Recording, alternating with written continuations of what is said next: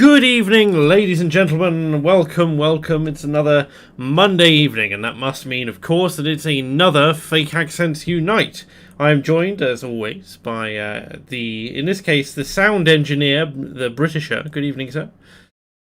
Yes, the sound engineer, yes. If in doubt, log in and out of Discourse 2 or 3 times, and then your microphone works. That would be Discord, and your microphone worked fine, but you couldn't hear us at all. So we heard all the swearing going on. I have the microphone plugged. I have the earphones plugged into the microphone. It's one of those clever ones. Marvelous. Can you the microphone is both the input and the output. Can you imagine if every episode of Good Morning Britain started with this same conversation? Anyhow, yes, I'm here, and finally one can hear me. We're also joined by a last-minute guest this evening, Owine. Welcome back. You're becoming something of a regular now. Nice to see you. Hi, hello. I'm back again. Woo. I'm almost. Yeah, very regular. I think I've only missed one show in the past five episodes. Good grief! I'm going to have to start getting some variety in there, or you'll start getting ideas. It's ridiculous. It's all good for me. It's nice to see. Nice to see the Chad is here. Mayor, Sergeant Sniper, Adam Morgan, Matchstick Mayor, Stan Waffles, Leo Cameron. All good regulars, and an absolute pleasure to have you here with us. I hope you're all doing well. It's been a week of relatively few stories, I would say, but one of rather should we call them like grand stories, great stories, big ones that are going to the outcomes of which will move nations, as it were. Are you about to talk about the Algerian military parade? Yes, and of course those topless Egyptian men who went down the road. No, we talked about that last week. I can't have that as the main one of this. Yes, it's just that the Algerians have since doubled down. You see, that the topless, muscle-bound Egyptian police cadets on sort of multi-layers being driven past. That was last week, but since then the Algerians have had their own sort of welding job upon which they were performing push-ups, whilst particularly kind of steroid-infused black men kind of flexed their muscles at this state president as they drove by. I imagine that was the Egyptian, wasn't it? Not the No, that was the Algerian. The Algerians have since had their own Egyptian moment. So, the gay community is just sighing in disbelief and frustration at the degeneracy of all these floats when they could be arriving at the nearest Pride parade and doing exactly the same thing. It did look like a village people impersonation contest. Just a little bit. Just a YMCA on there, and you'd be like, yeah, this is pretty gay. Horrendous. But yes. What was so remarkable is that given how the Egyptian phenomenon had been welcomed, you would think that the Algerians might have thought, maybe we won't do this. But no, they went ahead with it nonetheless. Well, I imagine it is a little bit of no publicity is bad publicity, and also who gives a toss what the West thinks, which is also there is that. Yes, yeah, and if necessary, you just sort of create cartoons of Macron as Satan. Oh my goodness! Or who was it? I watched the week it was, and I saw that, and but it was. There's also been a development since, not since that video came out, but before. But you missed a section, which is one of the I can't remember who it was. One of the officials basically put together his own basically a miniature of Macron. It might have been a teacher that was there and beheaded a Macron miniature. Oh, I was not aware of that. So no, I was not aware that Macron had been beheaded in effigy. So yes, they're going to roll out the guillotine.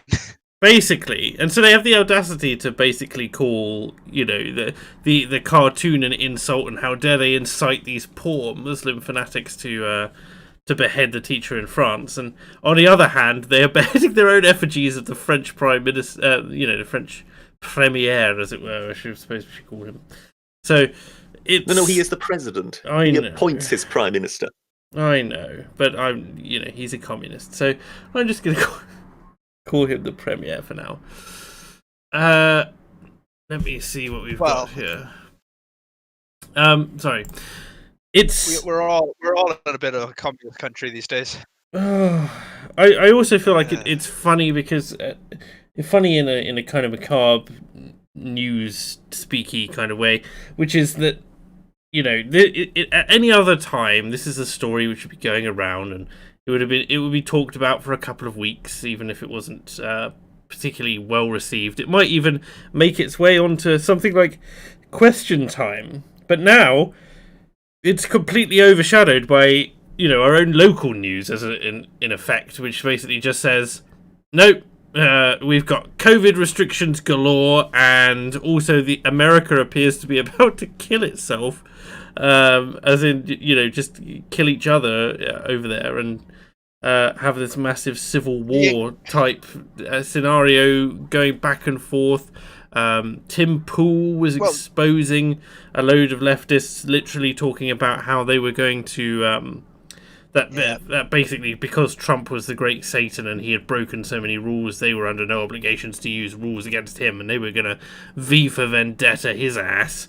The White House is putting up a non-scalable fence around itself, that sort of thing. The English-speaking world's a bit on fire right now, isn't it? You've got Canada and New Zealand setting up concentration camps. You've got Australia under police state rules. You've got the UK about to go into police state rules and quickly disintegrating. And then you have the USA on the brink of maybe a guerrilla civil war. I have absolutely no idea how Iran is going to top it next week. That's all I'm going to say. That's all I can say. So it's all kicking off down around these parts. It is indeed. This is usually the time at which I'd relay some messages from the chat, but it appears nobody's speaking. So, or the only thing I have to relay is Hagnar, the Viking, is here as usual. Thank you for joining us, Hagnar, and says, Arve, I hope you're doing better, Britisher. Also, hi, NSO, and that random Welsh guy you keep around. Yeah. So, me. It's, I mean, you've been here, 4 out of 5 times? So I suppose you've got that kind of honorary status now. That's good. I'm now third choice keeper. And as for Hagnar, good evening, sir. Once again, try and keep it within bounds. And yes, I'm gradually, sort of slowly, day by day, feeling better. I think the first we kind of realized, sort of in sort of YouTube terms or social media terms, that the Britisher was a little, how shall we say, off the reservation, was when last week I turned up here for 8 o'clock, when the stream starts at past. Indeed. That just shows you just how broken the Britisher was. How shall we say, I've spent the last week or so being not quite compos mentis. I have a confession. Go ahead. When the clocks went back last week? Yep. I only set your clock back half an hour. Well, yeah. No, it how should we say, it kind of dawned on me, when it was about 8:05, and I was going, where is everyone? And then I went, hang on a moment, isn't it a different time? But it kind of showed just how slowly the cogs were turning. I like to believe that you were so enthusiastic last week. Oh, yes, of course. I was there, like the sort of the teacher's pet in the class, sort of straining his arm as please pick me, but no, I'm afraid not. It was just a matter of my being sort of half there. I'm so glad that neither of us spoke over one another at that particular moment in your talk, because that will almost certainly be clipped. I could not possibly imagine why. I do. I need to put together a supercut of all the cringe moments that, for instance, the Deep Law have accrued on you at this point. Well, I am sure, and I will just deny everything and say that it's one of those deep fakes, with with just a computer basically recreating my voice, like with that famous Jordan Peterson website, wasn't there? For a while there was a site in which you could get Jordan Peterson to say just about anything. You can get Kermit the Frog. And then I think he kind of said, look, I get the joke, but meanwhile, I have to be worried that people will start putting words in my mouth that could get me into serious trouble. So he kind of threatened them with lawsuit if they didn't take it down. So they took it down, which was a shame because they took it down just about a few hours before I finally had the sketch ready. You were going to make one up with him responding. I had a sort of I came up with a script for a Jordan Peterson interview that was somewhat humorous. And of course, by the time I had it ready and got to the site, it was gone. So just imagine how happy I was at that particular moment. I guess that could be some form of libel, wouldn't it? If you're imitating someone's voice without their permission. Well, I mean, I don't know. This is just it. I don't really think we really have any legal precedents in that area. So, strictly speaking, you would be able to do so with sort of impunity. I think his sort of legal angle would have been that you're kind of, as they libeling or slandering someone, depending on what the definition would be, by effectively making out they had said something that they hadn't done. But as the impression I got was he wasn't really that worried about people making jokes. No. It was more that he knows full well, come off it, we all know, that there are some people who are out there online with malign intent. Online, Britisher? Online, in the fluffy pink hills of the internet? Somebody is out there with ill intent, malintent? Are you sure? Have you completely taken leave of your senses? Yes. I am quite certain. I think you need to be spending a bit more time on Twitter, good sir. There you will find many a person who is on your side. I'm quite sure that in the pink cotton candy mountains there are, there are some people out and there daffodils. that who are quite keen on, if need be, ruining a few careers here or there. And I think that was Peterson's angle, as in, you do realise it's only a matter of time. Oh, yeah. The facial technology is what scares me the most, is that you could probably come up with, say in the future now, you'll have someone come up with, this so-and-so has done a sex video or something like a sex tape or something like that, and it'd just be a complete facial reconstruction upon a... I don't want to think about Jordan Peterson moved into... Not that. An incriminating thing of a politician, say, or a celebrity, and then which will be used against them as leverage, even though it's fake. Ooh, I was just for a moment there thinking you were going in the direction of suggesting that Jordan Peterson was getting romantic with Miss Piggy. No. I perhaps connecting. I should have perhaps led into that a bit better, which I have a tendency to do sometimes. I tend to think and then just say something and completely forget to connect it in the conversation. Amazing. But no, so that there's that. But yes, of course, I shall never forgive Jordan Peterson for wrecking my sketch that never was. Well, I'm sure it's entirely his fault, Britisher. Entirely, yes. Entirely. What were we saying? We were talking about news stories which are making the news. I don't know. There's a few this week I can think of. Obviously, with we shall be mourning the passing of the great Sean Connery. Yes, Sean Connery has passed. I was really proud of myself. When I tweeted out, I deliberately did not put up a James Bond picture. Yes, you put up a League of Extraordinary Gentlemen picture, degenerate you did. I put up a decent film. So that would be The Man Who Would Be King. The Man Who Would Be King. See, for me, Sean Connery will always be Henry Jones Sr., if you know you're Indiana Jones. Yes. Well, I mean, you say if you know you're Indiana Jones. In fact, you would have to know you're Henry Jones Jr. Yes. Because Indiana was the dog. Yeah, you were named after the dog. No, not you're named after the dog. You are named after a dog. see, I remember there's a story about that, right? In the original film, they got a guy from Arabia to do the Salem character, and Spielberg and stuff like that came on set and saw him act and said, "Oh, this guy isn't near." Isn't near funny or foreign enough at the time. And he just goes, "Oh, so what should we do? Oh, we'll get a Welsh guy in." Because for some reason, a Welsh guy putting on an Arabian accent sounds really out there. Oh, I mean, it isn't as if we haven't had experience of that before. There was a splendid performance of an Arab in Ben-Hur. Was there not? And I'm quite sure he must have been Welsh. Yes, they get us to do Middle Eastern accents for some reason. Well, either that or Welsh. The Welsh accent just sounds a little Middle Eastern. You know when you're sitting there and you have absolutely no idea what the two of you are referencing at any particular moment. Yeah. Have you not watched Last Crusade? Talking of someone who you perhaps will understand the reference to.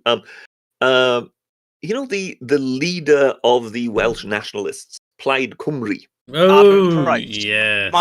My AM. I still think she puts on the Welsh accent. Oh no, she's not leader anymore. Oh, she isn't. No, such a shame. Because it's a guy called Adam Price now. She was. She had. She laid it on thick, didn't she? I mean, no doubt she had a Welsh accent. She has a Welsh accent. Yeah, but she tried to sound super Welsh. Yeah, she was from the Rhondda, which is obviously the valleys. But she didn't know how to speak Welsh, and she learned it while she was Plaid Cymru leader.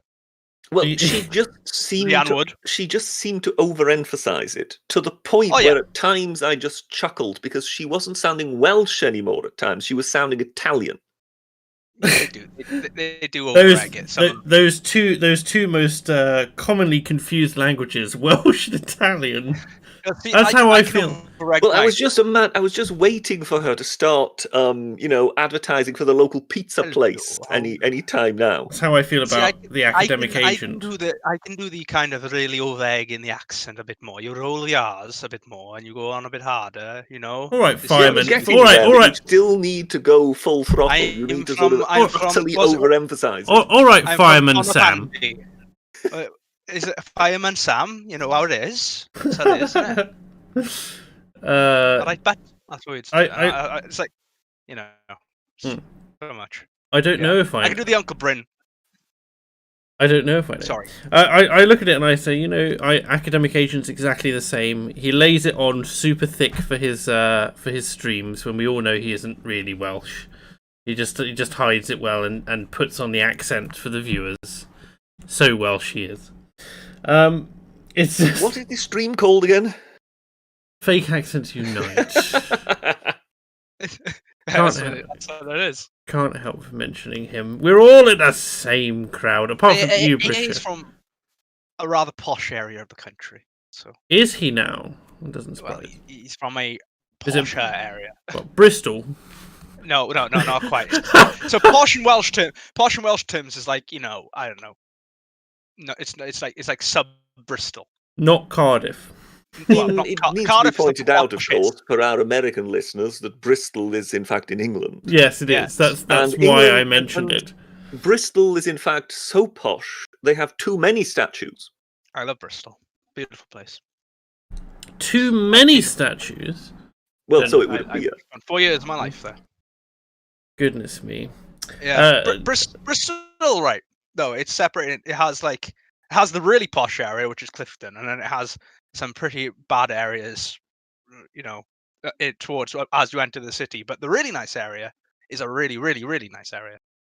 Yeah, that's all you need to know. I was supposed to go to Wales for Halloween, but it never ended up happening because Wales is on so much of a lockdown that we can't enter the country. It's ridiculous. I'm just struggling to basically express how shocked I am that a port city should have a rough area. Oh, it's remarkable. Honestly, have you heard of Liverpool? I know those smooth, silver-tongued bastards. What's going on? How's it going? I apologise to anyone who happens to hail from Liverpool, but it is my least favourite accent from the entire UK. And I think when it comes to Liverpool, the present Prime Minister, I think, is their favourite one, isn't he? Oh, it's totally Liverpool, the commune, otherwise known. I'm trying to think. What we Liverpool is like the Portland of the UK for American listeners. I don't know if it's you can't call it that bad, but it is a weird. Liverpool sits in a weird place where it used to be the premier port city for the whole country, and now it isn't. I don't think it ever was. You don't think so? No, I think London was always the greatest port. Was it more of a like a shipbuilder's yard then? Is that what you're saying? No. Liverpool was a great port, and of course it was very important for Manchester in particular. But I think London was always deemed the greatest port in Britain. No. Cardiff was the biggest port in the UK of course. for 5 years. How could we possibly? I mean, all those daffodils. Well, the coal needed to be shipped somewhere. The Welsh coal from the valleys, isn't it? It was so big. They even had to build a second port in Barry. I still think that Cardiff would struggle a little bit in comparison to ports such as Liverpool or London. And the fact that you had just a tad. The fact that you had to build a second port in Bari, I mean, that's just maintaining your Italian links there, aren't you? In Barry, Barry. Well put. No. Thank you very much. Also, there is. I'm quite proud of that particular reference. Children parties. Which one was it? Which one was it that was supposedly the greatest port in Britain at the time because the Americans happened to incompetently raid it? Was it Whitehaven or Maryport? I'm not sure. Well, it's not Blackpool. But do you remember in the War of Independence? I believe the chap who is believed to be, isn't it, sort of the founding father of their navy or whatever, raided some Cumbrian town. Yeah, he nicked a ship from the British, didn't he? He was a mad Scotsman, and then somewhere in the Irish Sea, he managed to get a ship off the British. It was Whitehaven, yeah. But the raid is just basically a sort of string of incompetencies. It's an embarrassment. But in various sources, you kind of hear of just how important a port it was at the time, the most prominent port in Britain at the time, and you just go, seriously, in Cumbria? That's Cumbria. It's shame on Cumbria. It's always been a bit of a quiet place, for lack of a better word. Gentlemen. Well, I mean, just like Wales, really. Lies. Well, out of curiosity, what is the population of Wales? It's about 4.5, maybe 5. Does that include sheep? No, of course not. Of course not. They're outnumbered 3-1 by the sheep. Well, wasn't what Reagan joked about in the Falklands when he was asked about the impending conflict between the Brits and the Argentinians, and he just suggested, well, they won't be able to starve them out. I hear there's more sheep than people on the islands. It's something Wales shares quite closely with New Zealand, that fact. But apart from the fact that New Zealand is an island with a much greater GDP per capita and isn't massively in debt and a leech on the side of Great Britain.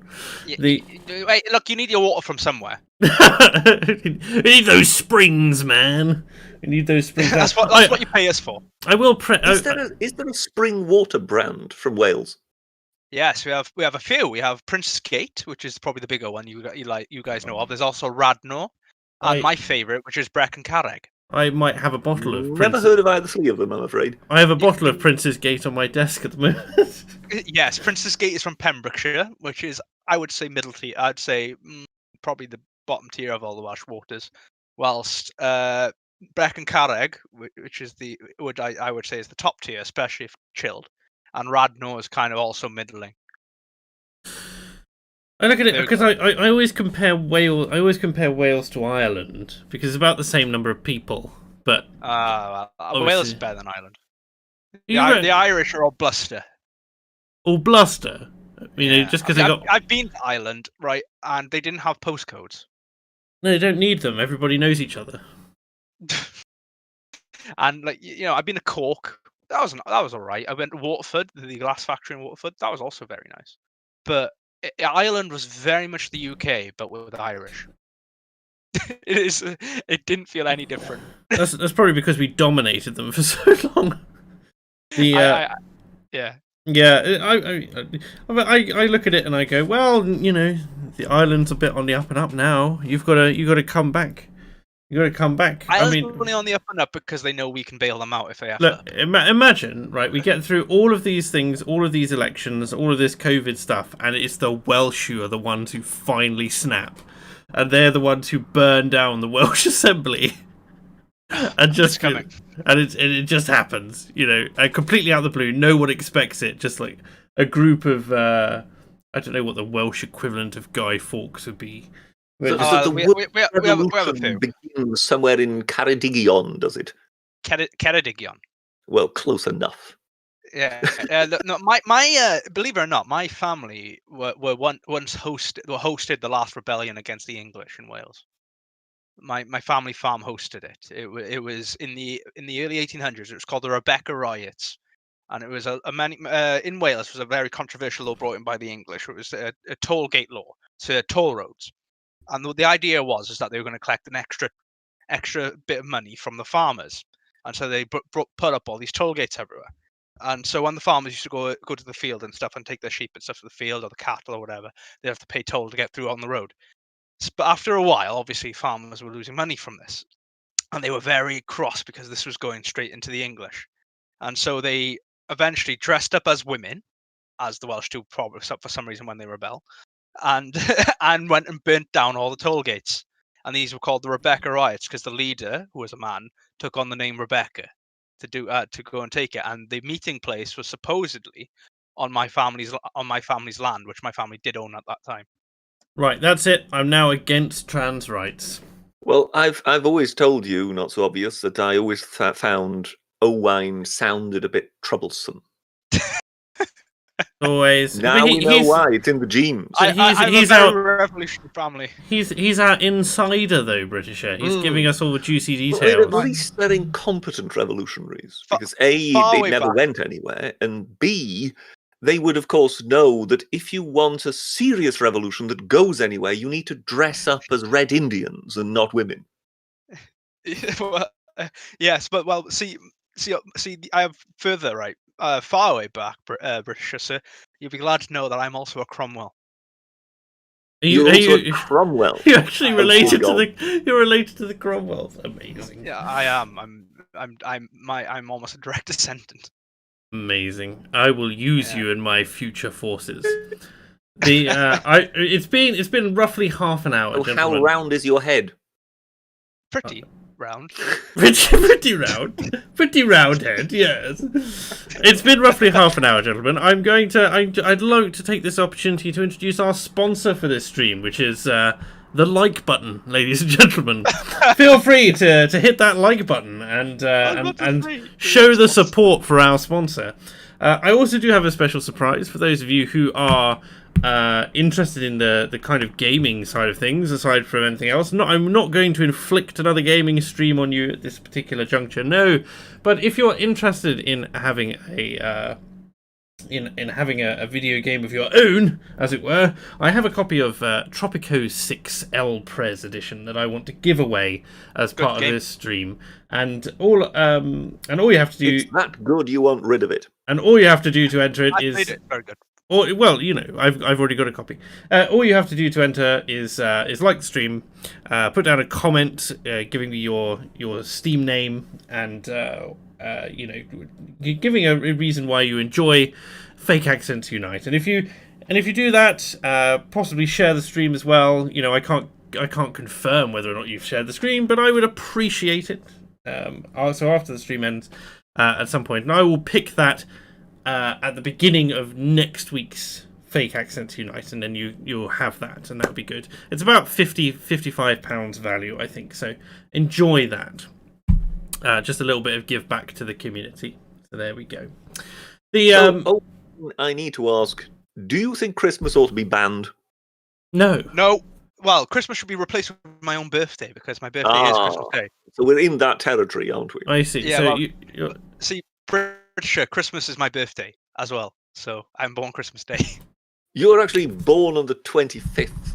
Yes, I am. I was born at 1 bravo! o'clock on the 25th. That's well done. Your parents must have been relieved. Must have kept the bills down somewhat. Yes, to some extent. But I remember my grandmother always tells the story of that. She sat down finally for Christmas dinner, and she had the phone call to come quick, and she said she'll never forgive me for ruining that Christmas dinner. What for an inconsiderate child? Your birth inconvenienced someone. There you go. Yes, indeed. That's quite strong. So one way or another, a Cromwell or anyone related to that clan ruins Christmas. I think we've established that now. Yes, quite. Yeah, exactly. I know. Maybe I am blessed to one day rule this nation, British. I don't know. So I think you're frightening me now. The idea, I mean, ruling a nation. I mean, is Wales a nation really in any real sense? Who says I mean Wales? And if you can't rule Wales, can you rule anywhere else? I mean, if you can't even conquer a piddly little backwater nation like Wales, that is of course what applies to all these tin pot nationalists. They sort of say, if you can't be the big fish in the big sea, why not be the big fish in the small pond? And the best way of doing that is to split off your own little pond. After all, that's what my own country. I mean, that's how Slovakia came about, because there was a very, very popular politician in Slovakia who could never hope to achieve the presidency of Czechoslovakia. But he could lead a big nationalist movement, break Slovakia away from the Czech Republic, who at the time were wondering, why are the people with much less industry and fewer jobs and much less money wanting to get away from us? And he broke them away and then became the president. It's because they were so stuck up. That has always been the dream of the Alex Salmonds and the Nicola Sturgeons of this world, I'm afraid. I think I could turn Wales into a great Switzerland. Into a great Switzerland? Yeah. So whose Nazi gold would you be looking after? Well, that's for me to know and you not to. Well, you see, I mean, that's what kind of gave Switzerland the big kickstart, didn't it? Yeah, that's what gave Switzerland the edge. You basically... Somewhere halfway through the 20th century, they suddenly sort of bounded forward. Well, son, how are you paying for all this infrastructure, Switzerland? I have no idea. It just appears to come out of the ground. Yes, that was when they suddenly discovered those gargantuan gold mines somewhere in the Swiss Alps. Our chief export is fake teeth. How could we? People want the teeth. The Israelis asked for manna from heaven. We asked for gold. And they just fell into our laps. Oh, yes, if you plan to sort of turn Wales into Switzerland, I mean, you've got the mountains, in smaller scale, but nonetheless, you've got the mountains. We have gold as well. We have a lot of gold. You've got the topography, and you have got a little gold, but I'm afraid you'll need more. So if maybe you could become the sort of banking capital to Xi Jinping and his cronies. Oh no, we don't deal with communists. I draw my line. No, they're counter-revolutionaries. You're already they're sort communists. Of privately ferreting away billions that they want to put in some accounts. Then in a way, they're kind of undercover capitalists, aren't they? You can't undercover capitalists. I mean, from now on, that's what I'm going to refer to all communists as. We're undercover capitalists. We want to ensure we have a monopoly. This is why we like communism. Well, I mean, in days gone by, wasn't it kind of taken for granted that every single dictator on the planet had money in a Swiss bank account. So no matter what they called their regime, whether it was socialist or the People's Democratic Republic of Bongo land, it would always end. There would always be several billion ferreted away somewhere should they have to retire suddenly. To tie this into NSO's little giveaway of Tropico Circus, that's literally a mechanic in the game. So the game you play as a dictator. That's the idea. And the literal mechanic in the game is the point you win is called your Swiss bank account. How much money can you extort from the people? It's very good. Britisher will be leaving his comment alongside everyone else, naturally. I have no doubt.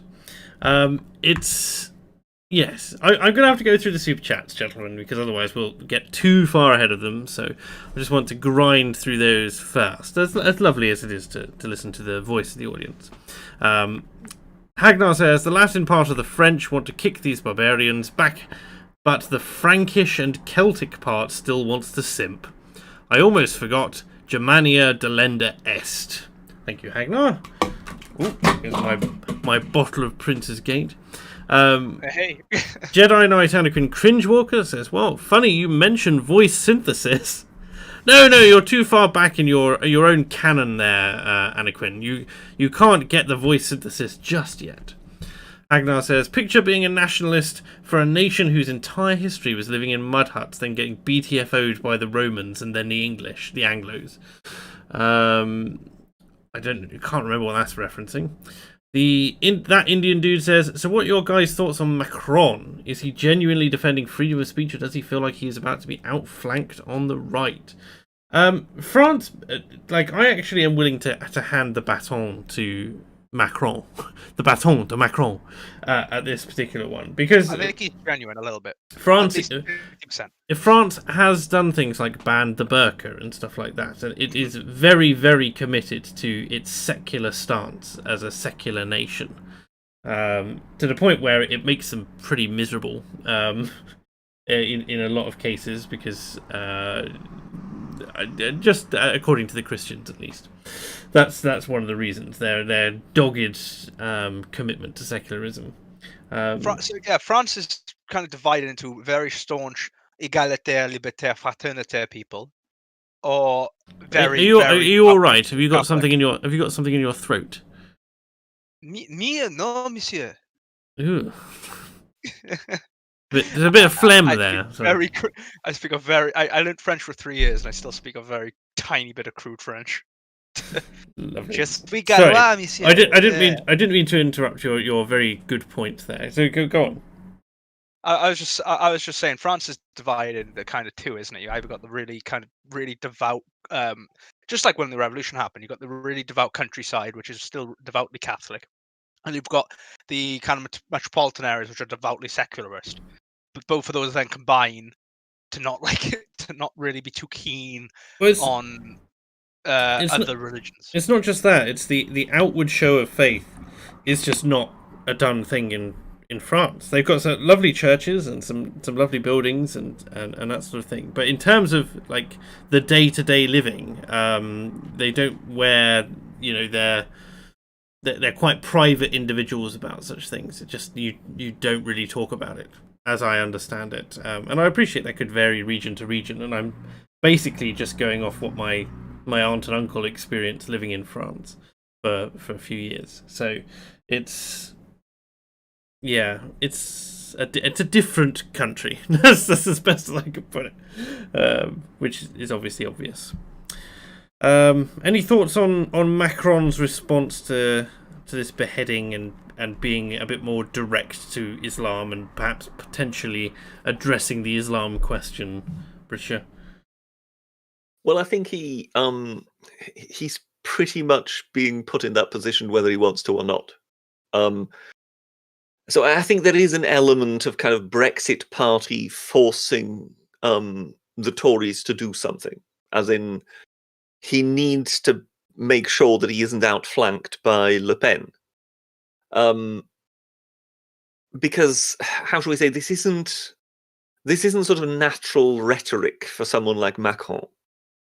And therefore one does get the impression that yes, he's more than likely on on strange territory. You mentioned the burqa before, but I would say also the burqa and whatever. More than likely, that only came in because there was something like the Front National. So I don't see the conservatives and the socialists, and that's the traditional divide in French politics, arriving at that without being pressurized. Now, I know Macron is a separate party, but let's face it, that was pretty much created by the socialists, possibly with a little bit of conservative help, to have a fallback should Le Pen defeat the two of them. So, I mean, and I think Macron was a finance minister of the socialist government of Hollande, I believe.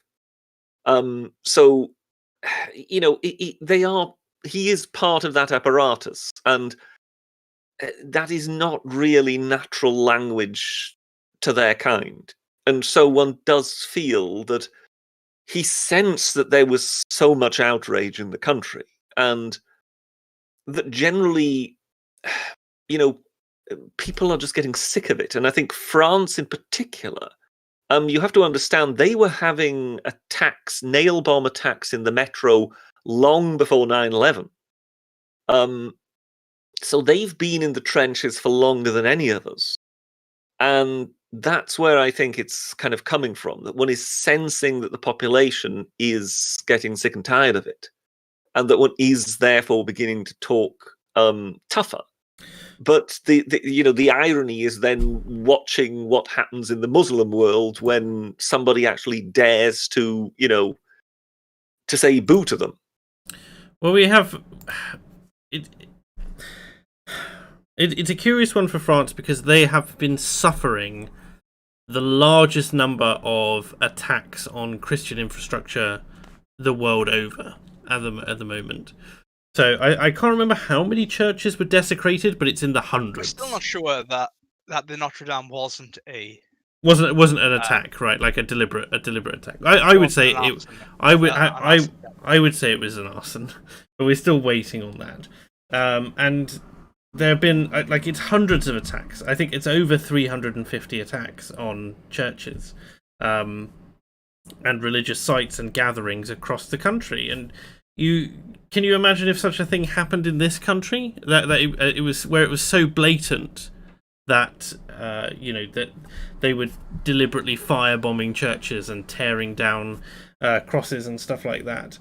I look at that and I say, how can any nation stand that when it's not just irritating the religious people, right? I say irritating. It's not just offending and frustrating and scaring the religious people, but it's also it's a blow to the national history of the nation.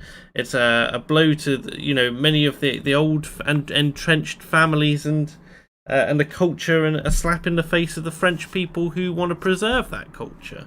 So it transcends the religious boundary at that point and becomes part of the nation's interest, I suppose. And it needs to be dealt with. And I wouldn't be surprised if I don't know how France is going to respond. I don't know how they're going to respond. I know how I would want to respond, and that's why I should probably be never allowed near the reins of power. But I think it's going to be pressure upon the actual heads of the mosques within France to kind of create a more Western version of Islam as what was intended when they came here. The idea was back in the early 2000s. There was a big talk about having a new sect of Islam which would be more westernized. Yes, which was, it was all about getting away from the Salafists and the Wahhabism, which is the particular type of Islam we have over here, which is the stuff which is in, like the Wahhabist movement is the one which mandates the niqab, right? And that's the one which is too extreme for Saudi Arabia. So it's, I'm at the point now where I'm just like, ban halal. Ban it flat out. Yes. That's the quickest, easiest, least offensive way that you can do it. It's It also makes sense because it's horrible. It's very easy to justify in a secular context. It's not that it's a blasphemic thing. It's setting yourself in the ground and saying we are not going to debase ourselves and to move backwards. We'll be accepting of Islam within the terms that we set, and that is the compromise that Islamists will have to make, and they won't make it. All of the the devout Islamists will have to either resort to crime or will leave the country. And in fact, the Muslim Council of Britain recently put out a thing saying if halal was banned, we would leave. A lot of Muslims would leave, and that was a threat to the government. In the sense of we'll leave. And I put a post up on Twitter about it, and everyone was like, "Well, tell me the downside." But of course, within the diversity quota thing, it's like, "Oh, we don't want the Britain to be labelled as Islamophobic," and I have no doubt that this goes beyond the diversity rhetoric and has more to do with the fact that these people will talk. We're talking about this now. There is news. There's a shooting going on in Vienna right now with a man shouting Allahu Akbar. That doesn't surprise me at all. It'd be the fourth attack in as many days. It's going on right now. But it's also a thing because they don't want to offend the oil countries, right? They don't want to offend the rich parts of the Middle East. They don't want to offend Kuwait, the UAE, or Saudi Arabia, because those countries will say, why are you doing something which is a slap in the face of Islam? Why we don't want to do business with you? That's a thing when they've got America and stuff like that, and that would and it would cripple things like a lot of the Brexit side of things. So it's, as much as it is that I hate that we are tied up with these people, I think it would be I think it would be worth it personally, but and I would certainly take lower standards of living in lieu of Muslim aggression on our shores, but because I think it would work out better in the end as well. But it's also, we're talking about France here, and I think France, having already made moves to do things like ban the burqa, could ban halal, and I still maintain they're the kind of dark horse of Europe at the moment. I think they're what the European Union will live or die by, and I think that they can exert a greater influence than people know. So it's so ban halal outright, get rid of the Islamists, see how that goes. Take 5-10 years. If things still haven't improved, then you could take the nuclear option, which is simply ban mosques and say that they can have a mosque as soon as Saudi. I would ban minarets. I know, ban mosques and say you can have a mosque as soon as Saudi Arabia has its first church. And it's as simple as that, and then it becomes a compromise thing where both people would effectively have to compromise, because Islam is happy to spread but unwilling to compromise. I think if you go slower with it, I'd ban first any minarets being put up, and I'd also ban the projection of the call to prayer in the UK. That would be the first two things I'd do. Well, it's simple. They can have it next to a sewage work where no one can hear it. I don't care about that. The issue is when it's in a residential area and it drives people up the wall because they can hear it 5 times a day. They just need to evolve with the times, as it were. I'm sure they will, with text messages and whatnot. But it's still, I think Islam needs to know that aspects of its religion are not welcome here, and that is the part which is where it's imposing itself on others, because as we know, it's a political ideology as much as it is a religion. Oh yeah, it's a combination of both, isn't it? Just like how, kind of, in a sense, like communism is it's a combination of an ideology and economic order, but we've traditionally kept all that separate in our country. People are saying, I can see Argoyle in chat saying, enjoy saying all this while you still can, NSO. And I'm like, yeah, it's how smart it is to say these things, whether or not I will be drawn in front. But I'm not going to say I've got powerful friends or anything like that, but I think I can cause enough of a ripple if I am going to go down for hate speech laws and stuff like that, that it could be an interesting time of it, shall we say. So let's hope not. Let's hope not. Put it like this: my my issue on this whole thing is that I think everybody is dreadfully conflicted. So, I think a great many people want to see something change. But we are basically bound to these notions of everybody being treated the same and freedom of religion and whatever. And it's not as if we had we didn't have enormous trouble of arriving at this point. The problem we now face is that, strictly speaking, we want to make an exception for one religion. And we haven't found a way. Maybe we haven't looked hard enough, but we haven't found a way of basically tying it into a principle, as opposed to just, well, we don't like this. And the problem, of course, is if we act upon without having some sort of principled framework, then we open the door to the Hamza Yusufs of this world or whoever else to then also start acting outside of that framework. And this is the sort of danger with this. And the trouble is, Patricia, they already are. They've already defined, criticism of Islam as on the same level as bloody racism. Well, it was immediately when they created the term Islamophobia. That was the end. Yeah. No, I fully understand those things, but for us to act, we have to be able to act within a principled framework. So basically, right now, the reason that the nation state finds itself incapable of really acting is because it then is going against freedom of religion. Well, it's not about that though. It's in freedom of religion is about freedom of belief, right? Can we agree that? Right? It's about a freedom to choose what you believe in. Yes, but if you, for example, say you can't have mosques, then you are acting against that. Right. But it's only because the religion, as part of itself, says you cannot have, in a nation run by Islam, you cannot have churches, for instance. So you cannot. Again, it's the liberal paradox. You cannot be tolerant of intolerance, and so you cannot tolerate something which is going to effectively, basically block you out from expressing yourselves as well. So it's like you have the freedom with freedom of religion to believe what you want to believe, to talk to your friends, to go out and to a limited extent harangue people on the street or attempt to convert people or even do what the Jehovah's Witnesses do and go door to door, right? But what you don't have is the right to blare out the call to prayer at times when it's a quiet zone. You don't have the right to butcher animals in an inhumane way against the Food Standards Agency. And I would expand that. I would ban kosher, for instance, if it was.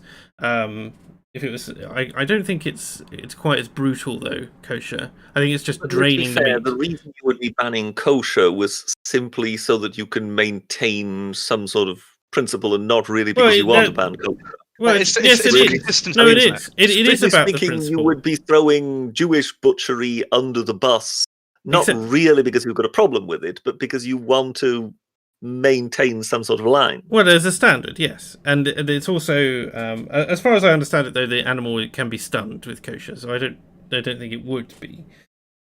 But it's the price you have to pay. Is effectively to maintain that standard. You have to set the standard, and we're not setting a standard at the moment. We're just rolling over and accepting theirs, which is going marvelously for us, isn't it? The traditional defense for this would be, we are a Christian nation, would be the thing that you would say. Therefore, you must respect this fact. That's what you'd say. But remember the few years back when Cameron said that and how much that was taken and absolutely blown out proportion. It was on Question Time for like 2 weeks. There's just one question of, is Britain a Christian nation? And you do all the left wing talking point. Typical people come out and say, "Oh, how could he say that? That's so, that's so 1950s of him." That's so terribly outdated. This outdated notion of Britain being a Christian nation. Well, I think the problem therein lies of basically committing to the fact that this is a nation of a Christian tradition. I don't think really the overwhelming majority of this country would have a great problem with that. Yeah, exactly. I think but there's a difference between of a Christian tradition or being a Christian nation. Indeed. I'm quite sure quite a few of the academic agents, desperately Catholic followers, would love the idea of a Christian nation and now everybody behave as they ought to. I'm sorry. Which stream is this again? But I don't back papists. But I think that's when sort of the gates of hell swing open, if you know what I mean. So, yeah, ironically, but indeed. It's the idea of moral values of Christianity is that's what the basis for this nation is built on. But the problem is, once you throw out Christianity, you throw out the baby with the bathwater per se, and you start throwing out the morals with it, and that means you can be changed, and especially with the institution of the church in this nation, as much as it is right now a joke. There's very little spine or anything holding those values up or preaching those values. And I think the Queen is the Queen is the head of the church. Britain is she's done a good job of it. Britain is literally a Christian nation in that sense, until something changes. You could say it's a figurehead position. Yes, it's the Archbishop of Canterbury. It's not the Queen, if you know what I mean, who's responsible for the doctrine. Yeah. And when you consider that the Archbishop of Canterbury is a former oil executive, that maybe explains a few things. As the Queen, she's meant to defend these values. She's meant to defend basically the Constitution, isn't she, as a constitutional monarch? But when you talk of her being defender of the faith or whatever, it doesn't mean that she actually starts making policy decisions. Put her on a horse! New crusade! I don't mean that. I mean that she should be at least advising the privy on these matters, of saying, "Look, we must." She isn't? We must maintain the constitutional framework. But I feel like there was a moment, there was sometime in the 70s, where she desperately didn't want a certain prime minister, and she tried what she could to try and undermine him, and then that eventually backfired on her very badly. I think it was Callaghan. She really didn't like him or something like that, and she wasn't desperate, and she got really burnt by that, and she just stepped away from anything political entirely. I think that I think we really do need a slightly more active monarch in that sense, not so advocating for positions publicly, but in the privy, ensuring that there is a constitutional. You say you want a more active monarch, that only works as long as the active monarch agrees with you. No.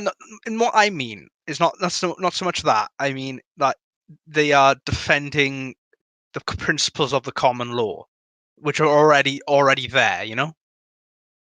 The rules that things that I think any person in government can agree on. The right to assemble, the right to freedom of speech, all the basis of the kind of parliamentary system. We can all agree on that, can we?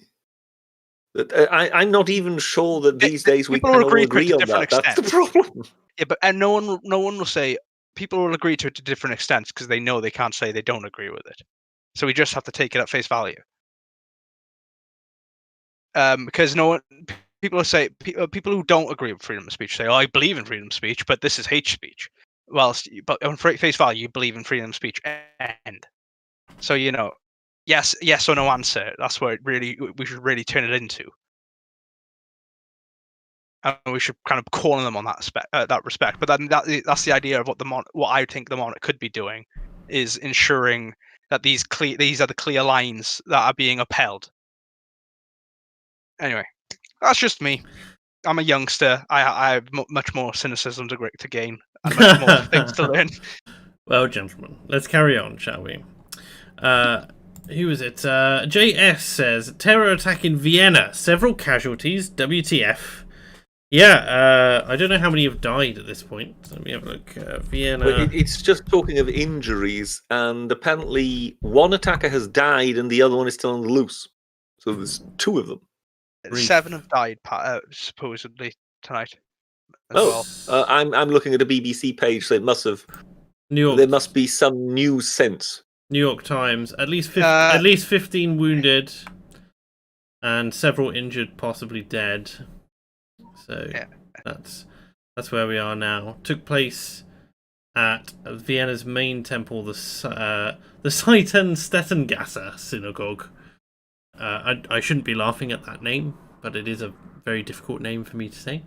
And yeah, it seems like 15 people have died. 15 people have been wounded, which is pretty horrific.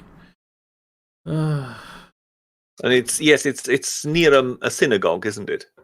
That's what I just said. Yes, it's their largest synagogue and bar district.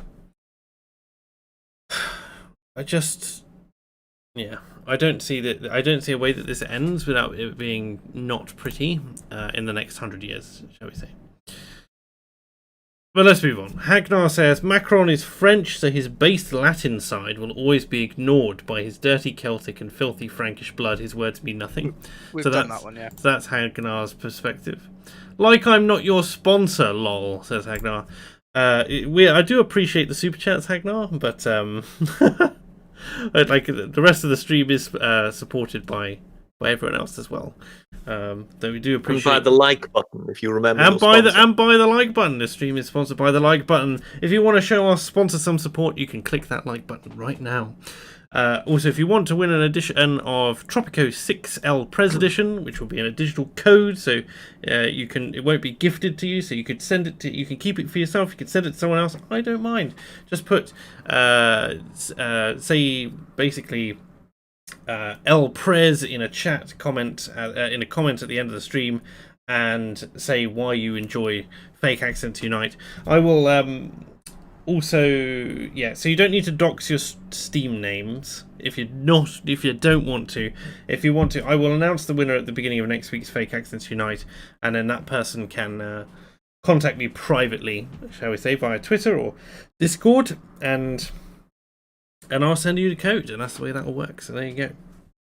Hagnar says, the Swiss are German riffraff stuck up in the mountains, funded by German looting of the West. Unsurprisingly, Hagnar is negative on the Germans, as usual. Thomas van der Hoof says, so you want us to dox our stream account aliases? I say, well, you don't have to do that if you don't want to. Just say El Prez as part of your message, and that's what it is. The more memeier, the better. Mighty Balzac says, shots fired at Viennese synagogue today, 1 dead. Yes, just covered that. EC90 says, breaking terrorist attack at Vienna synagogue. Covered that. Travis Gardner says, are you ready for the chaos that will happen tomorrow? We have a self-appointed poll watchers and a sheriff's posse drawn up. Yeah, tomorrow is going to be a very interesting and long day for me. Are you staying up and doing any election night streaming, British Air, at all? I will have to see what I do. I have at present absolutely no plans and no idea what I'm going to do. Whereas I will be doing the long haul from about probably 11 p.m. through till the morning, the wee hours. So I shall be up for 24 hours tomorrow, going through things. I've got a chap called Matthew who's coming on, who's a PhD political science major from America, I think it is. Let me see. Double major in history and political science. Not a statistician, but was trained by some of the best PhDs in political science in the world, so that'll be interesting. We'll also be talking with Uzulu and all the big names and the usual stuff, so probably be on Sargon stream. This will all be multi-streamed, so you can catch the whole thing on this channel or whichever channel that you choose. It'll be certainly, I've got some Americans coming on. Staff Sergeant Sniper is coming on. Base Liz is coming on from the American contingent, as well as some more people who I'm hoping to have on across the night. We'll be talking with Don the Pleb probably as well. So that's the plan for the time being. I hope that that's amenable to you all. That'll be tomorrow evening about 11 p.m. after Unpopular Opinions. The academic agent will not be dropping in unless it's just because he's on a whim, because he wants to watch the election with Doritos popcorn. That was his exact words to us. He's putting together some Doritos popcorn and he's just going to eat that all evening. The man is a walking meme, I swear. So there you go. There is such a thing as Doritos popcorn? Apparently so. If not, he's making it himself. So there you go. Maybe it's Doritos and popcorn, but it might be Doritos popcorn, and I choose to believe that it's Doritos flavor popcorn.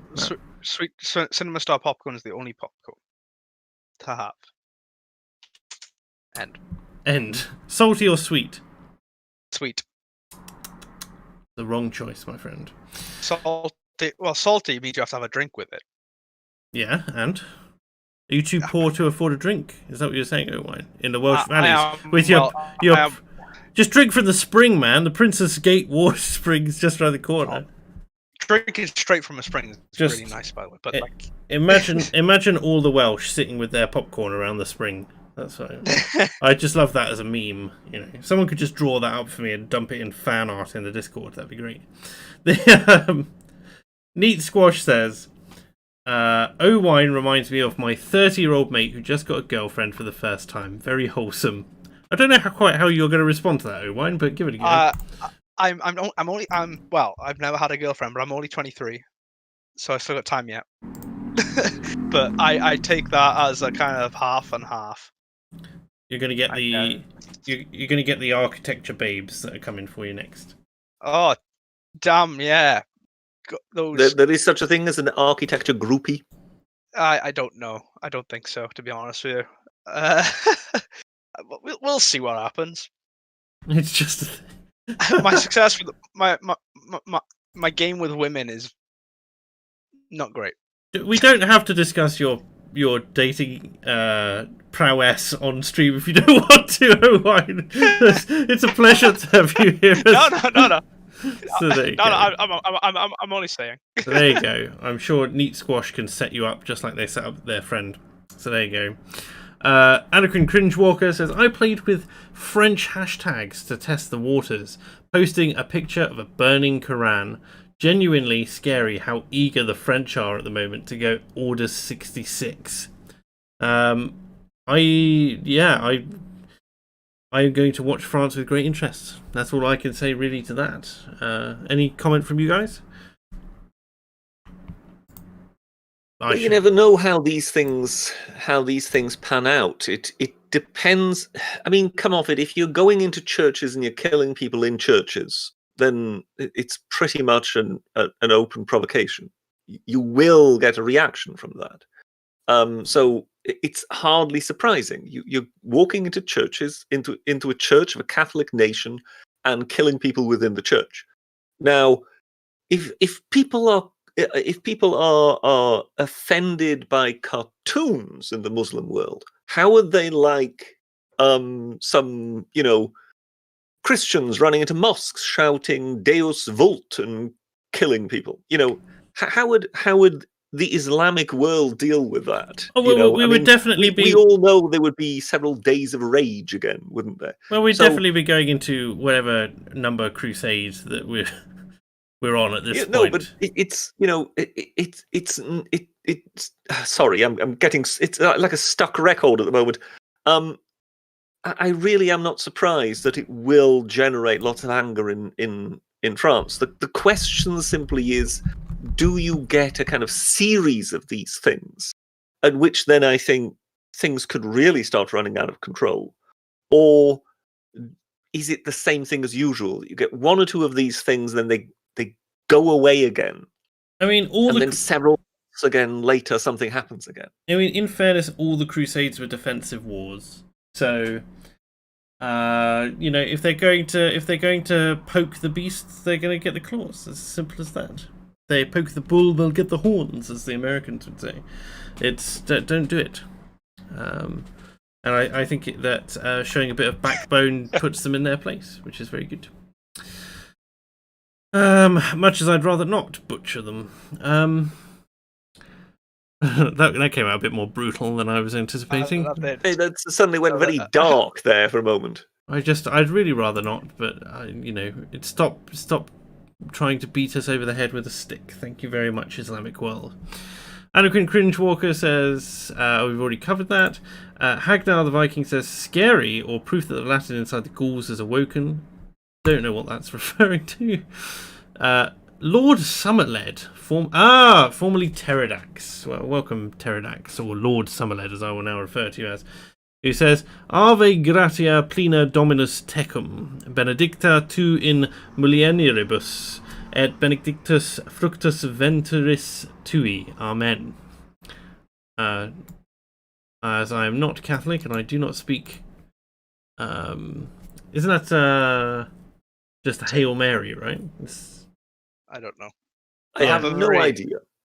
That's Hail Mary, isn't it? Ave Maria. Ave Maria? Ave Maria. But I hope that I didn't butcher that pronunciation too much, otherwise I'm going to get it in the neck from Panama Hat in the Discord tomorrow. He's very keen on his Latin. Hagnar says, begone papists, don't simp for a beta pope, embrace your Roman rage. So the war... for once I agree with Hagnar on that one. The war between Hagnar and Lord Summerled has begun. Lord Summerled says, attackers reportedly caught, this being the Vienna attack, speaking Turkish, coming a week after anti-Catholic violence was reported and played down by police as pranks. So that would be... I don't know what's been going on in Austria. It's just not something I typically follow.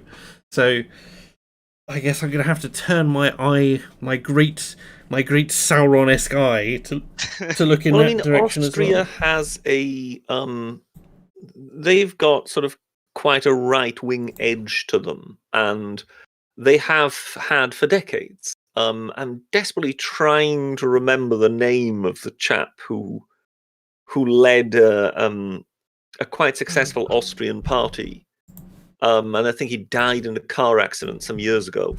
But yeah, he basically built this thing up from pretty much nowhere. So they have had quite a sort of, without wanting to say far right because everybody groans, they've had a party with quite a right wing edge in Austria for some time. Right. And of course, it's in sort of shadow boxing with them that you then get sort of idiotic comments like, do you remember that comment a year or two ago by the Austrian president about wanting all women to, wouldn't it be nice if all women wore headscarves or something along those lines? Doesn't quite where it's not that actually the statement itself counts. It's kind of more just a virtue signal. I'm not one of that party, so I'm saying lovely things about Muslim headscarves. Don't actually read any meaning into what I'm saying. Just accept that I'm virtuous because I'm not one of them. And so this kind of strange politicking that we're now in a way seeing in France has been going on in Austria for a considerable time. Right. Yeah. So it's the same thing, just as Macron trying to distance himself from Le Pen, and at the same time, at times also encroaching on Le Pen. We've seen a similar thing going on in Austria. If that makes any sense at all. It makes sense. I can't comment on it because I don't know anything about the situation, unfortunately. Yeah, and when it comes to the Austrians, the one thing you always have to remember is they're deeply frustrated people because they don't have enough vowels. Right, I see. And anybody who's a German speaker who's ever heard Austrian will know what I'm talking about. Borrow some from us. Imagine speaking German. I mean, Britisher. Well, that is that. Yes. I don't know. Like two of my exes have been fluent in German, so I don't know what that says about me. Goodness. Ich heiße Owein. Yeah. Ich heiße Owein. Oh. Beautiful. Yes. Oh no. Sounds something like Bavarian there. Yeah. Oh, how you woo Wo ist ein... No, can we what just I stop? mean, for Ich bin Welsh. Yeah, and that's... Ich bin Welsh. Amazing. All right, let's move quickly on. Let's move quickly on. Actually, the German word would be Waliser, I believe. Okay. Now we can move on. Now we can move on. Cheshire Lad says, "Are you ever coming back to guest on Unpopular Opinions, Britcher, or any AA stream?" Well, I mean, who knows? I think it's more than likely a good idea to sort of let things cool down because I think the problem isn't really between AA and myself. It's with the audience. It's only been like a year and a half now since you've been on Unpopular Opinions. I don't know how long it's been. Been about 2 months, 3 months. It must be something like that. Yeah, I was there. The last stream Britisher did. Very And sad. I got to be there. That's an odd flex, but well done, Owen. Yeah, I know. Yeah, as I say, I think Big for me. Big for me. You're at the point where you can pick and choose now, Britcher, isn't it? So you'll be fine. Did I just say isn't it? Like, I cannot say in it. It must be isn't it? Isn't it?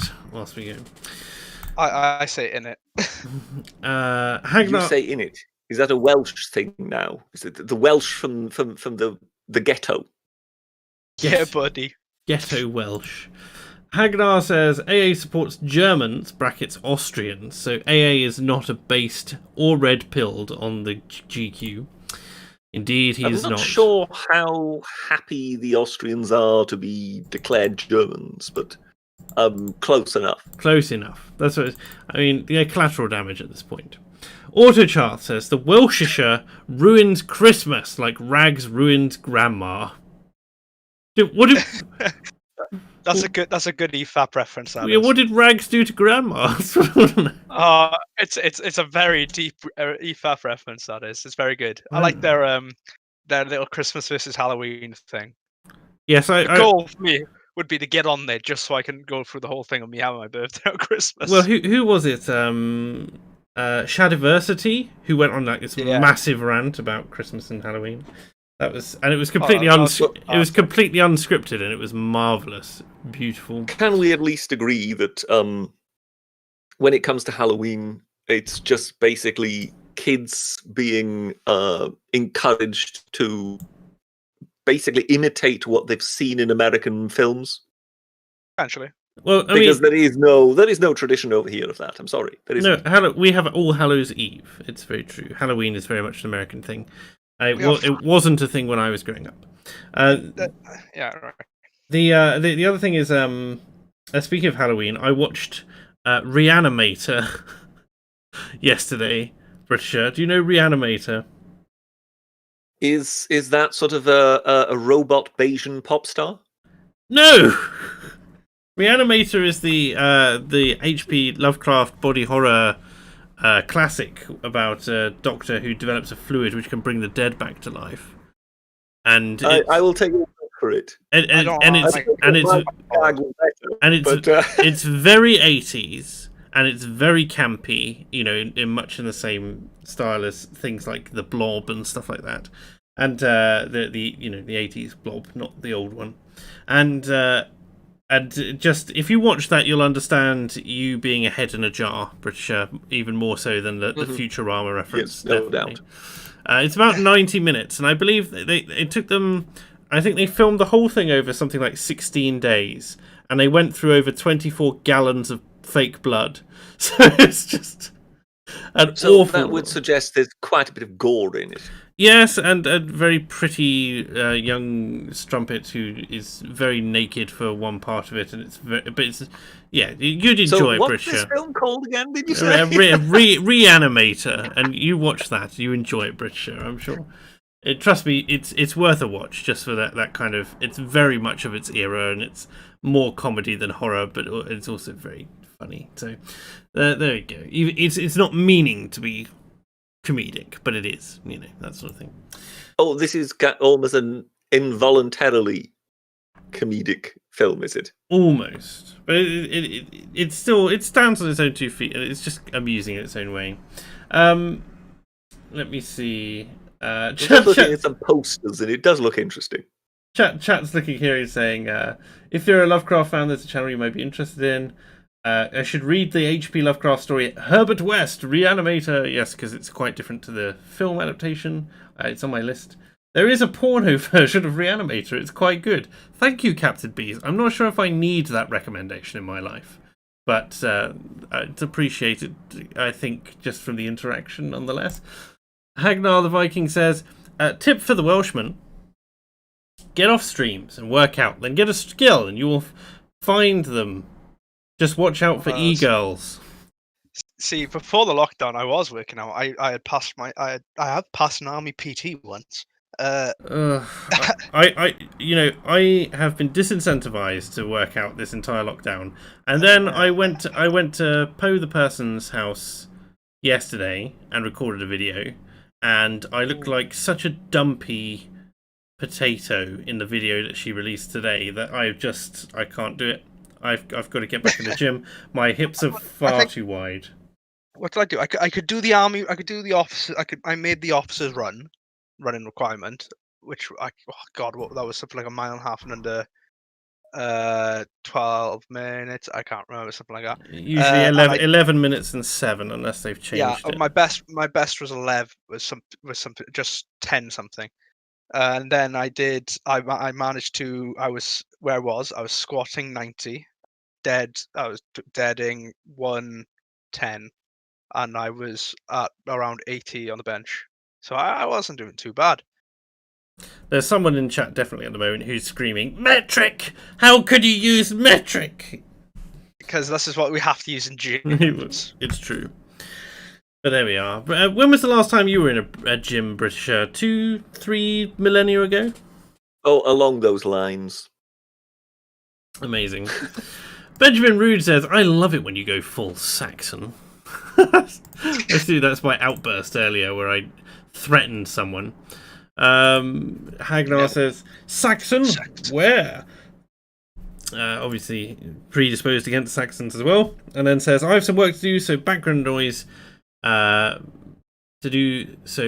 noise you go. But before I depart, Germany created Marx, and also by destroying the Tsardom, helped create the Soviet Union. Only proof Germany wants to destroy all that is good. So there we go. If you wanted any more proof that Hagnar the Viking is predisposed against Germany, that's the reason there. Cheshire Lad says, we have soul caking in Cheshire from Halloween lasting for 1 week. What is soul caking? I have no clue, but you did miss a chat. I did miss a chat, I know, and I'm going to pick it up in a moment. But it's like soul caking. It's because Streamlabs, for some bizarre reason, doesn't pick up some of them. But Matchstick says, how much to buy a sheep for Owine? Well, let me have a look here. Price of a sheep. No, I don't want a resin garden sheep. What's the? Let me see. Live weight sheep market sheep prices. Great British pounds per head. You can buy your own cull ewes for £60 and 13 pence. It's actually not that expensive for a sheep. Or store ready for £62 and 81 pence. And they even have their own sheep stock market, which says that here's the price change week on week. So there you go. It's only £60 to get Owine his own sheep to lie with. To cuddle at night. To cuddle at night. But for warmth, it's winter time, Owine. There's no hanky panky going on, for goodness sake. So there you go. What is this soul caking thing then? Soul caking. Soul caking, Winsford History Society. There we go. The old English custom of souling or soul caking dates back to the 10th century or pagan times. They go from house to house, singing a begging song or plea for prayers for the dead, then put on a play for the residents, which are performed out of necessity, which used to be performed out of necessity when farm work was in short supply. Soul cakes were small spiced fruit cakes, not unlike a hot cross bun, and these were given out to performers along with drink and or money. It could help to keep the family fed during lean times. There you go. That's very that's very wholesome. I very much prefer All Saints Day to All Hallows Eve, as Halloween is referred to nowadays. So that's that. Since we're talking of things wholesome, I must inform you that you haven't quite seen the full canon yet, because apparently there is a 1990 or 1991, depending on when you believe it was released, version called Bride of Reanimator. Oh, there's like 4 films now, yeah. Oh, there are 4 of them. Good God. But I've only seen the first one, yes, which I watched yesterday. So there is Welsh Halloween as well. Just saying, there's a Welsh one. Is that called Halloween? No, it's called Calan Gaeaf, which means spirit. Which means Gaeaf being winter, so it means the beginning of winter. Essentially, I mean, Halla Welsh. We could have. Oh, like, to be fair, there have been events that have gone on quote on Halloween before. It's the American commercialization of it, and their particular, dress the kids up and send them round, which I have no issue with, but I do think it's a bit. It's a very American thing to do. I don't know if I would not allow my kids to do it, but whether or not they would, that I would encourage it, to say the least. It's we have All Hallows Eve. The whole point of Halloween is that it's the last day before All Saints Day, which in the Christian tradition is when the angels come down and basically go a smiting, right? So I'm guessing this is where the Welsh tradition of if you have to, there's a thing where you have to dance around the fire, right? And you put your name on a stone and throw it in the fire or something like that. And if you don't, there'll be a headless woman will come and take your soul. Oh, delightful. Yep. Captain B's in chat saying, Welsh Halloween, how fiddly is it to hollow out and put a candle in a leek? I like that. Night of the Hollow Leeks. Amazing. Right. Where were we now? Oh, you can see Muck in chat as well, who's I believe he is German, and he's saying Mark's being a German doesn't change the British responsibility of giving Mark citizenship and stuff like that. Matchstick says women dressing up in sexy XYZ is the best part of Halloween. We don't really get that over here, do we? Oh, that's not right. Oh, I guess. Did you not go out on Halloween when you were in uni? No. Oh, right. Okay. I mean, it's just not a thing. No, it very much is. It very much is. I don't know. Degenerates, all of you. That's all I can say. I'm sorry. This is supposed to be a topical news show, and you've debased it now with your talk of smuttery, and we've lost the Britisher because he's too busy staring at exquisite breasts off camera. So that's all we've got. Where were we? We were talking about news. So I'll tell you what, we'll cover the coronavirus thing now, because we've got perhaps half an hour left of the show. So this is all freebies, as it were. So in fact, it's been half an hour, so I can say welcome to everybody who has turned up in the last half an hour, and please I'm here to give a shout out to our sponsor for this stream, which is the like button. And if you haven't already shown your support for our sponsor, if you could do so now by smashing that like button. Also, there is a copy of Tropico 6 El Prez edition, which is the big one, about £55 value, which is being given away as part of this stream. So if you'd like to get your hands on that, please leave a message in the comments after this stream, like the stream, share the stream, and say El Prez as part of your comment, and I'll pick a random one of those, and next week on Fake Accents I'll announce the winner at the beginning of the show, and that'll be that. There we are. But yes, let's get back to the news, shall we? British, are you okay, or are you salivating? Well, I have just been watching trailers of Reanimator and whatever, and having a lot of fun with seeing people chopping each other's heads off. Yes, there's a lot of decapitation in the film, and in fact, the first body, like full body, to be reanimated, which when you watch it you'll appreciate, is actually Arnold Schwarzenegger's stunt double from 15 of his films. Oh, so, that's the big guy who basically was throwing stretchers around and then bulldozed his way through a door. Yes, I think I've seen him. Yes, that's the one. So there we go. But now I'm going to bring you back to the land of the living, and we're going to talk about coronavirus. So, oh dear God!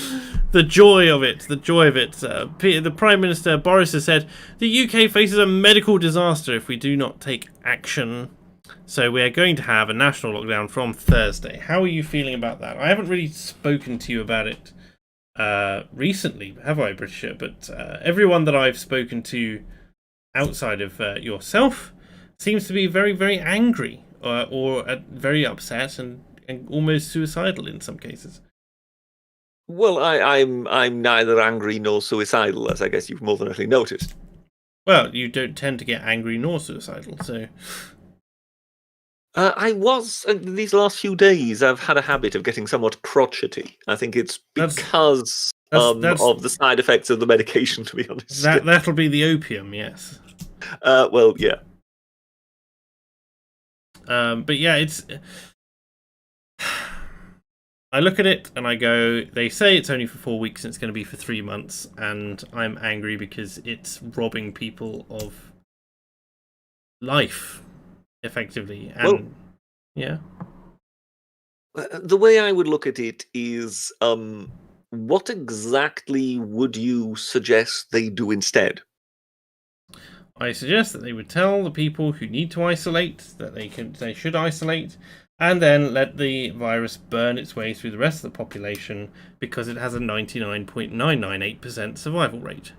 And do you think that would be possible? Yes, I think that would be better than sacrificing a larger percentage to lockdown, sacrificing the economy and future lives to the lockdown, and especially given that there's no end game with their current strategy. This is the biggest thing. If there was an end game with it, I wouldn't mind, but there is no end game because as long as the virus survives, they'll have to continue taking measures, and the virus is never going away. And even if they manage to eradicate it, what they're going to do, close all the borders and then COVID test everyone who comes into the country ad infinitum, and every time you move around you're also going to need to quarantine for 2 weeks every single time for the rest of all eternity. It's not sustainable. It's got to do what it does. So what do you think is the thinking of the epidemiologists, my God, am I glad I got through that word, who are actually advising the government? I think that in their cases, their jobs are very secure. So and they can do their work from home, and they don't really think about the consequences for everybody else. I was listening to was it the Delling Pot, James Downpour with it? What's his name? A guy called Yardley. Yardley Yeadon. He is a former biologist. He has experience 40 years, and he knew Chris Whitty in private practice. And Whitty was only in private practice for 3 years before getting the government job, supposedly. And he said, to his knowledge, the people in Sage are actually, none of them are real experts. One of the people they have there had come straight out of uni with no prior experience within the field properly, and many of them are just statisticians and mathematicians who have been put in there. They have. If you look at the way they're presenting the statistics at the moment, they're having to put, now they've decided to make it extra clear that these are models and predictions and not actually reality. But even then, their models and predictions have been shown to be relatively faulty, because it's not that. Like, we've not even come. The whole point of the lockdown is to prevent the hospitals being overrun, but the hospitals have not been anywhere close to overrun. Individual hospitals might have been, but that's why the Nightingale hospitals were created. And I'm sorry, it's just they're claiming that they're doing this so that normal people can go to hospital and have the ops that they need instead, but no one's going anyway.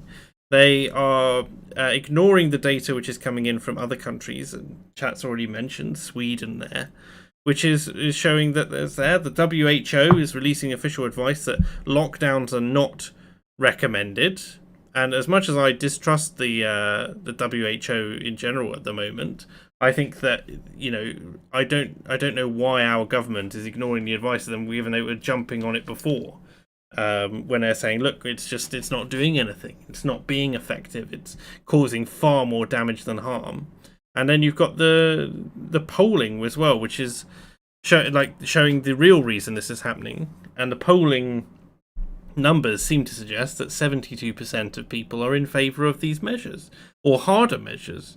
And that's what the Conservatives are banking on, because they think that's winning them votes. Whereas I think it's actually driving most people mad.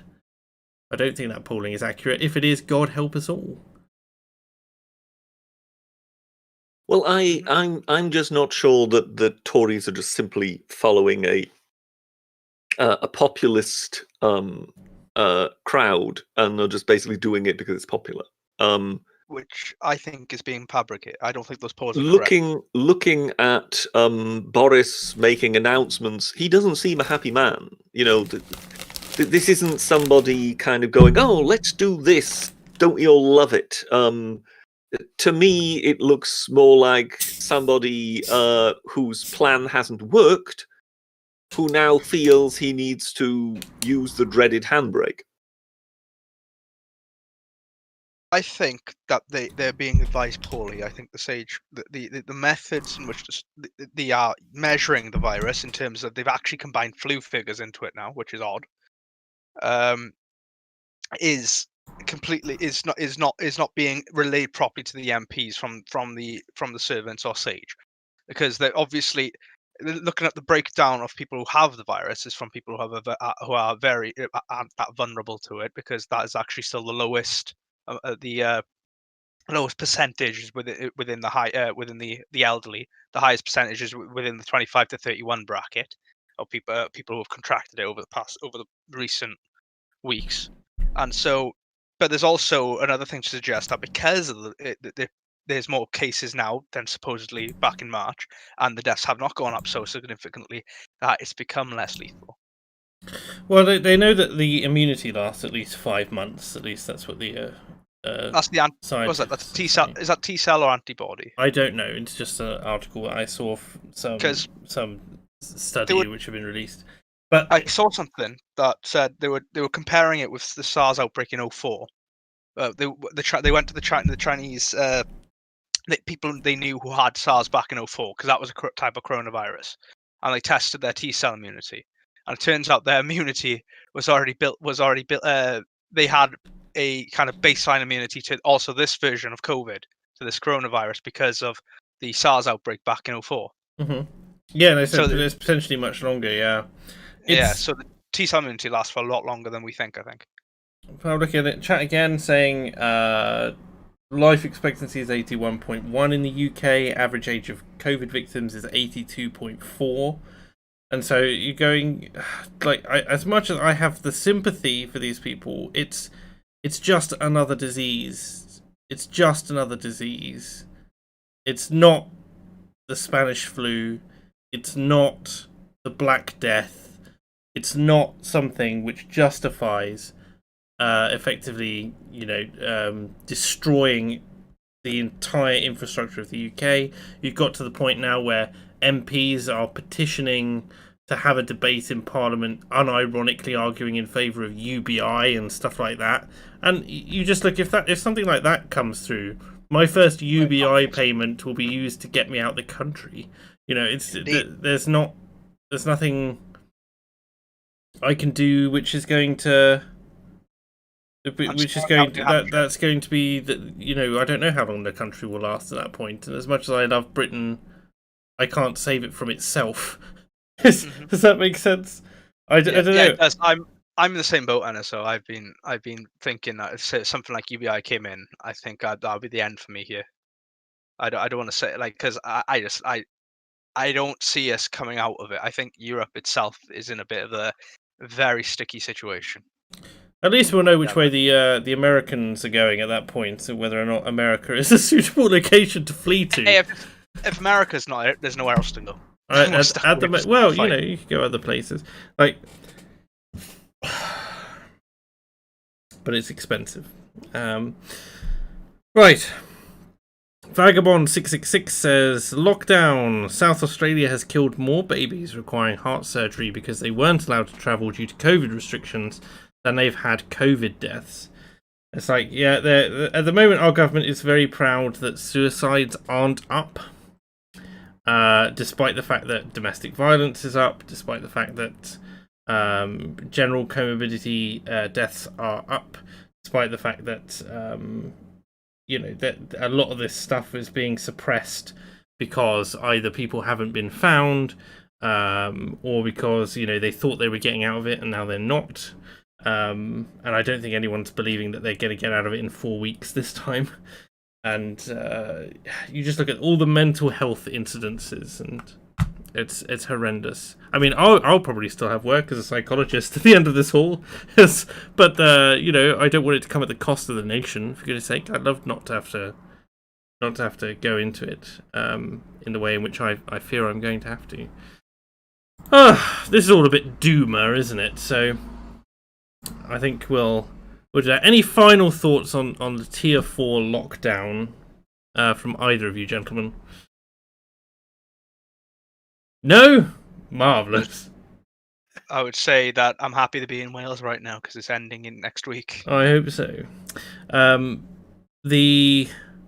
Yes, if you're interested in my further thoughts on that, I did talk with Poe the Person on her channel about it at some length. That came out earlier today, so there we go.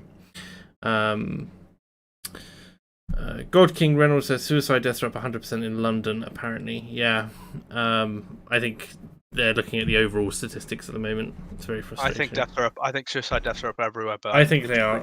I think it's been. it's been reclassified. It's hidden at the moment. Yeah. By other things.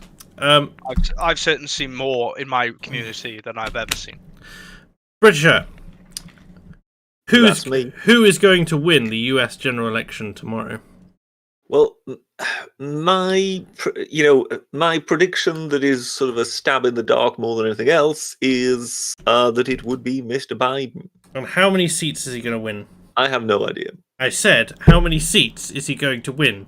I have no. I wouldn't even know how to estimate it. Don't make me electrocute you in your jar again. I paid good money to have you calculate the odds of this election. I'm not going to give you a figure because I really haven't got a clue. But to me, it just looks like that he has the advantage when it comes to these battleground states, that he can basically win one or two and get it, whereas Trump is the one that seems to kind of need most of them, if not all of them, in order to get it. And to me, that puts the odds in Biden's favor. Well, that still doesn't mean Trump can't do it, but to me, it means, it does put a significant advantage in Biden's camp. The US latest polls show Trump ahead 51 to 43%. And yes, this is coming from The Express. Yeah, I mean, when it comes to these, when it comes to these polls, you've had sort of one extreme after the other. If you look at the polls of polls where they sort of try and take them all into account and they give you more of an average, Biden has been kind of solidly ahead. I know. I think currently with turnout right now, Florida's pretty much in the bag. Texas is also in the bag. Those two ain't switching. Well, Texas isn't a risk. Florida is also, I think, fine. I think Georgia is not switching. I don't see that happening. I think Trump will still have a good chance of winning, even if he doesn't get Pennsylvania, because I personally think he's going to keep Michigan, and Wisconsin and Minnesota may flip. I think Nevada is more likely to flip of any of the other blue states. And New Hampshire's a little bit in play, not a lot. And I think Arizona, though, there may be shenanigans afoot. Arizona, I think Styx Hexenhammer ceded Arizona to Biden, but one of the biggest one is Pennsylvania that everyone's kind of looking at the moment, that I can see. It's at the moment there are sort of a few question marks. Like Last time round, there was a kind of late surge with Trump, and Trump did a hell of a lot of campaigning last time in sort of the last hours, which he is doing, so let me be once clear. again he seems to be catching up. So let me again, this time round, over half the vote has already been cast, it would appear.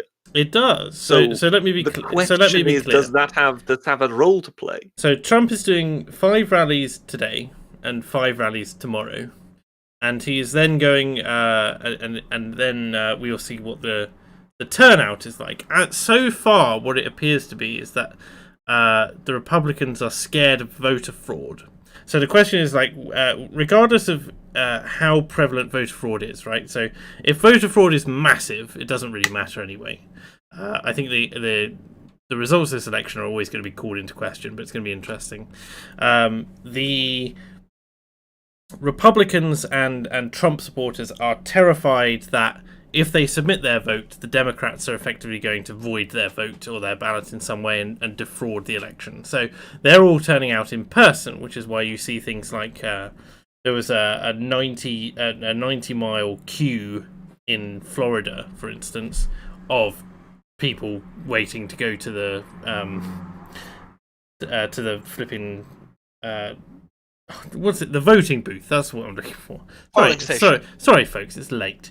And it's something like 1% of all the voters who were turning out in this one queue to this one polling station.